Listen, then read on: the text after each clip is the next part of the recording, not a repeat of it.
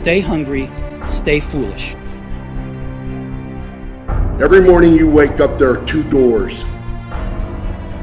And there are thundering knocks at each one of them. Behind one lies your destiny and living. Behind the other lies death. Living is engaging your life with intensity and passion. Once you get through all the pages and all the rules and all the principles and all the formats and all the plans and all the templates, it comes down to that.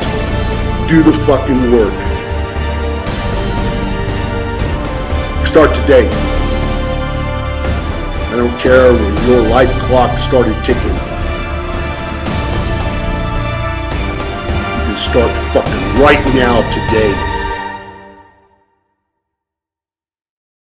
By 6:16, you can change your fucking perspective of the world and of your life. My advice? Fucking do it. Dig fucking deep and get it done.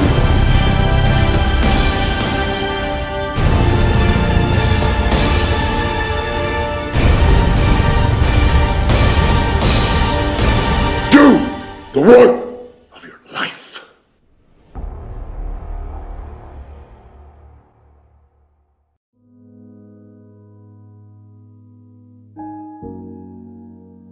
Your time is limited, so don't waste it living someone else's life.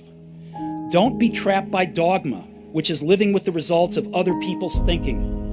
No matter what anybody tells you, words and ideas can change the world.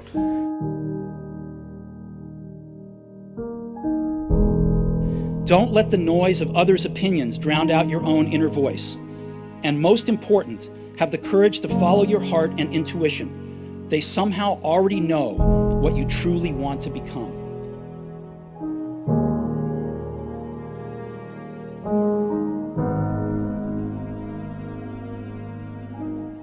I stand upon my desk to remind myself that we must constantly look at things in a different way.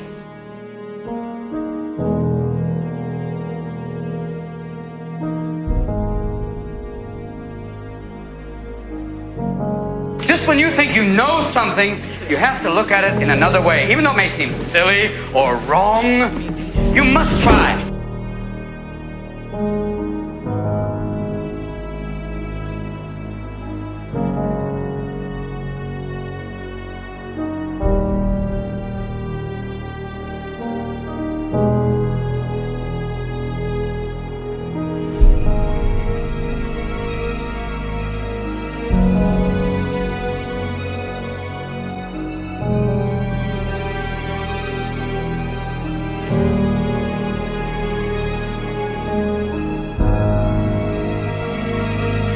You must strive to find your own voice, because the longer you wait to begin, the less likely you are to find it at all.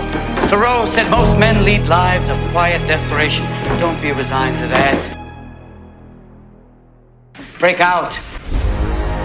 I suddenly had this kind of thing wash over me where I thought, imagine chasing that and not getting it, and getting it finally in your 80s or your 90s with all of life behind you and realizing what an unbelievable waste of your, it can't fill you up. It will never, if that's a hole that you have, that won't fill it.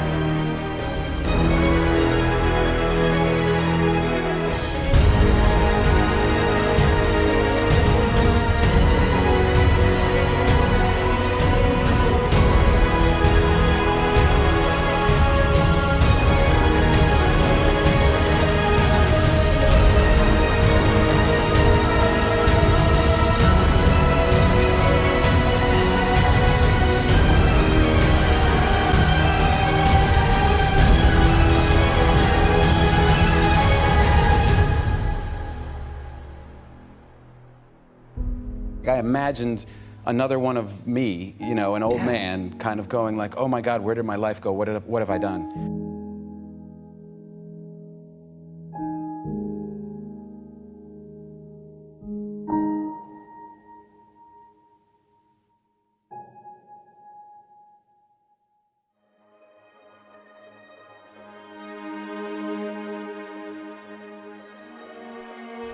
Reed College at that time offered perhaps the best calligraphy instruction in the country. Throughout the campus, every poster, every label on every drawer was beautifully hand calligraphed. Because I had dropped out and didn't have to take the normal classes, I decided to take a calligraphy class to learn how to do this. I learned about serif and sans serif typefaces, about varying the amount of space between different letter combinations, about what makes great typography great. It was beautiful, historical, artistically subtle in a way that science can't capture, and I found it fascinating. None of this had even a hope of any practical application in my life. But 10 years later, when we were designing the first Macintosh computer, it all came back. And we designed it all into the Mac. It was the first computer with beautiful typography. If I had never dropped in on that single course in college, the Mac would have never had multiple typefaces or proportionally spaced fonts.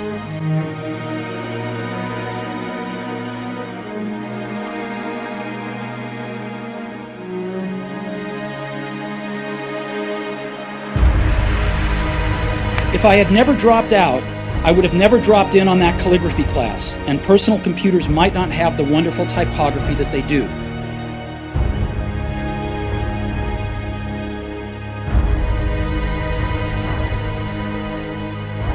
Of course, it was impossible to connect the dots looking forward when I was in college, but it was very, very clear looking backwards 10 years later.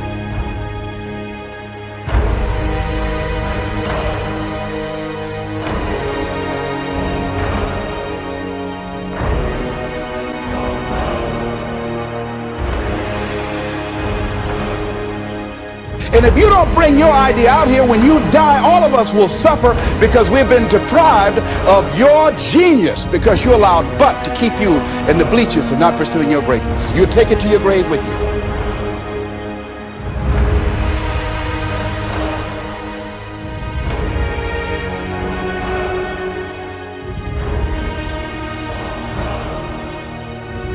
I was lucky. I found what I loved to do early in life. Woz and I started Apple in my parents' garage when I was 20. We worked hard, and in 10 years, Apple had grown from just the two of us in a garage into a $2 billion company with over 4,000 employees.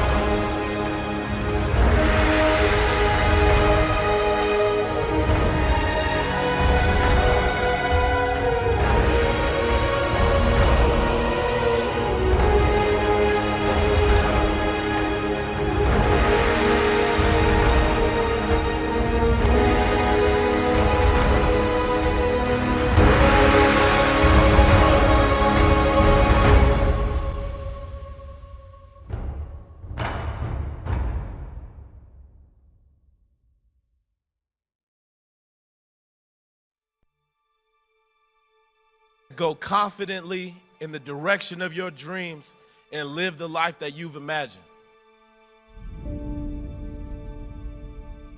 And if you can't summon up the energy, the excitement, the enthusiasm for something, then your life every day is going to be a drag to wake up to. When you crawl out from underneath the covers every morning and you sit on the edge of the bed, you have a choice before you. Decide whatever you want to do, that you are now going to become actively involved right now, exploring the possibilities for you. That you're going to look at it and do just a little bit of it right now. Decide to do it now. There's no guarantees you're going to show up tomorrow. There are a lot of people who were here yesterday that they're not here today. There are a lot of opportunities that were around yesterday. They're not here today.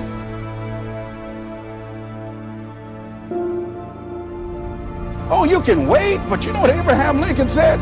Well, good things might come to those who wait, but only the things that have been left over by those who hustle.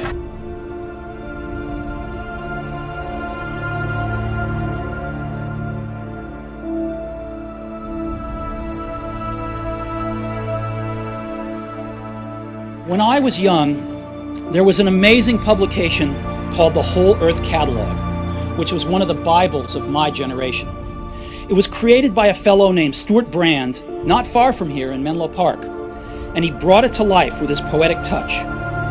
This was in the late 60s, before personal computers and desktop publishing, so it was all made with typewriters, scissors, and Polaroid cameras. It was sort of like Google in paperback form 35 years before Google came along. It was idealistic, overflowing with neat tools and great notions. Stuart and his team put out several issues of the Whole Earth Catalog, and then, when it had run its course, they put out a final issue. It was the mid-1970s, and I was your age.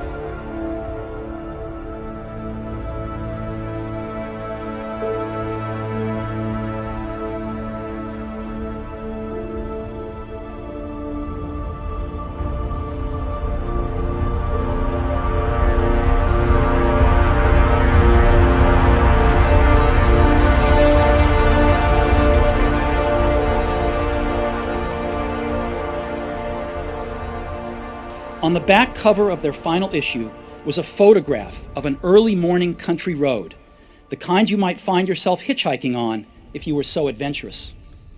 Beneath it were the words, "Stay hungry, stay foolish."